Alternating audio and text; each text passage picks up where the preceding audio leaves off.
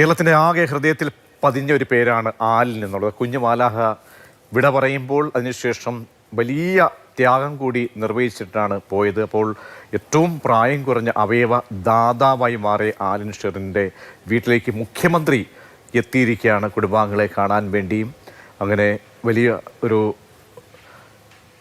നിമിഷത്തിൽ, ദുഃഖസാന്ദ്രമായ ഒരു നിമിഷത്തിലാണ് മുഖ്യമന്ത്രി ആ വീട്ടിലേക്ക് എത്തുകയും കുടുംബാംഗങ്ങളെ കണ്ട് സംസാരിക്കുകയും ചെയ്യുന്നത് എന്ന സാഹചര്യം കൂടിയുണ്ട്. കോട്ടയത്ത് കാർ അപകടത്തിൽ പരിക്കേറ്റ് മസ്തിഷ്ക മരണം സംഭവിച്ച ആലിൻ്റെ അവയവങ്ങൾ 2 പേർക്കാണ് മാറ്റിവെച്ചത്. ആലിൻ്റെ ഹൃദയവാൽവും നേത്രപടലവും ആശുപത്രിയിൽ സൂക്ഷിച്ചിരിക്കുകയാണ്.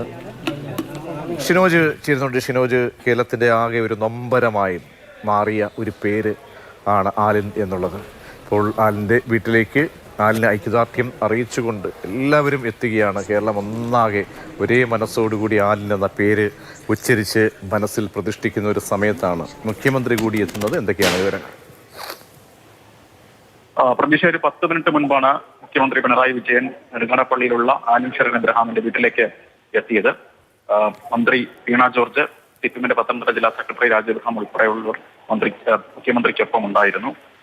15 മിനിറ്റ് നേരം മുഖ്യമന്ത്രി ആലിന്റെ മാതാപിതാക്കളുമായി ബന്ധുക്കളുമായി ഒക്കെ തന്നെ വീട്ടിനകത്ത് സംസാരിച്ചു. അതിനുശേഷം നിലവിൽ ഇപ്പോൾ മുഖ്യമന്ത്രി മടങ്ങുന്നതിന്റെ ദൃശ്യങ്ങളാണ് നമ്മൾ കാണുന്നത്.